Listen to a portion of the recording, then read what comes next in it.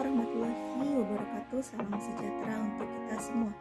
Perkenalkan, nama saya Maya Kumala dari Prodi Manajemen Fakultas Ekonomi dan Bisnis Universitas Buana Pejuangan Karawang.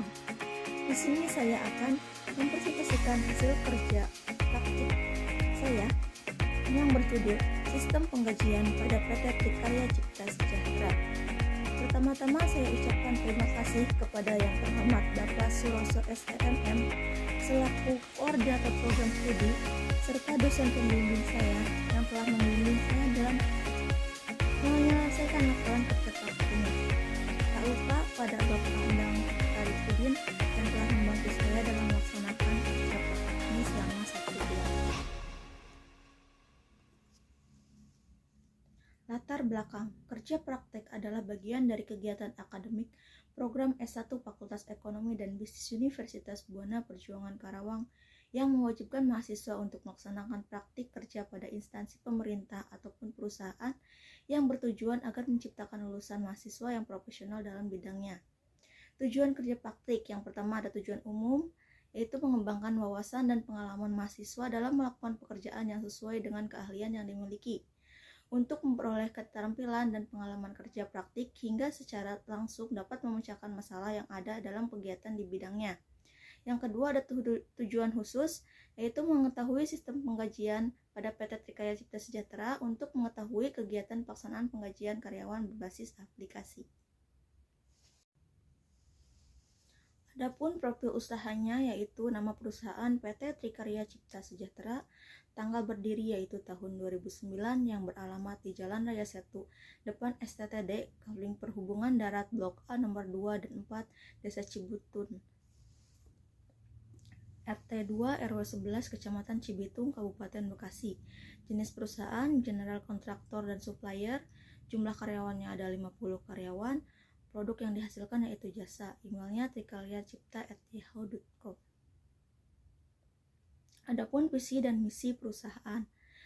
Visi menjadi mitra atau partner dalam pengembangan yang handal bagi customer menuju terbentuknya sebuah perusahaan yang sehat dan berstandar nasional keselamatan lingkungan. Adapun misinya yaitu menghasilkan nilai tambah bagi kedua belah pihak dari pemilik dana maupun stakeholder secara berkesinambungan, menghasilkan produk-produk yang handal dan bermutu dalam mewujudkan customer satisfaction, menciptakan lingkungan kerja yang kondusif dan komprehensif, mensejahterakan karyawan, serta memberikan peluang dan kesempatan secara profesional untuk berprestasi secara profesional. Tinjauan pustaka. Pengertian manajemen. Manajemen berasal dari bahasa Latin manus yang berarti tangan. Dalam bahasa Italia, managere yaitu mengendalikan. Dalam bahasa Inggris, istilah manajemen berasal dari kata to manage yang berarti mengatur.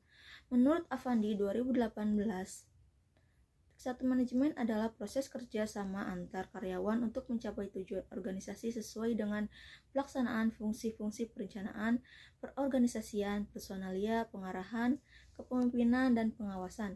Proses tersebut dapat menentukan pencapaian sasaran-sasaran yang telah ditentukan dengan pemanfaatan sumber daya manusia dan sumber-sumber daya lainnya untuk mencapai hasil lebih yang efisien dan efektif.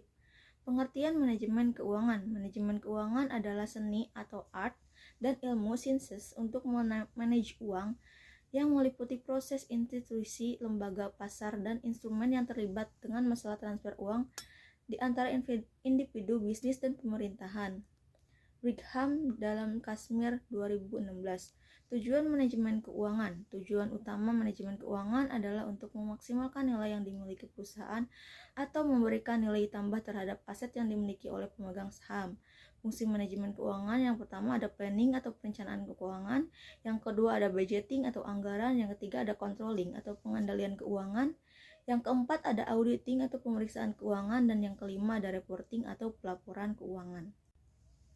Adapun permasalahan-permasalahan yang sering terjadi, diantaranya satu, sering terjadinya kesalahan dalam perhitungan gaji, yang kedua, lama dalam membuat laporan penggajian, yang ketiga, penyimpanan data kartaun dan data penggajian masih dalam bentuk arsip sehingga dapat menimbulkan kehilangan data perusahaan. Yang keempat, pemrosesan data penggajian membutuhkan banyak waktu sehingga sering menyebabkan terlambatnya proses payroll dari tanggal yang telah ditentukan. Solusinya yang pertama, mempertahankan sistem informasi terkini untuk proses penghitungan gaji dan membuat laporan. Yang kedua, ada mengembangkan sistem informasi baru dengan menggunakan sistem yang sudah terkomputerisasi aplikasi karyawan berbasis desktop guna mendukung HRD dan accounting untuk dapat mengolah data, rekap absen, proses perhitungan gaji, pengelolaan data karyawan, serta pembuatan laporan penggajian dengan mudah dan cepat. Adapun yang bisa saya simpulkan, yang pertama, standar pelaporan keuangan pada PT Trikarya Cipta Sejahtera telah mempunyai standar dan software pencatatan yang cukup memadai dalam pelaporan keuangan suatu perusahaan. Yang kedua, sistem penggajian PT Trikarya Cipta Sejahtera dengan sistem payroll, yaitu penggajian dilakukan secara transfer melalui bank. Sarannya, dengan adanya sistem yang dilaksanakan dengan baik, maka akan diperoleh hasil yang baik pula. Sekian presentasi yang dapat saya sampaikan. Mohon maaf apabila ada kesalahan. Wassalamualaikum warahmatullahi wabarakatuh.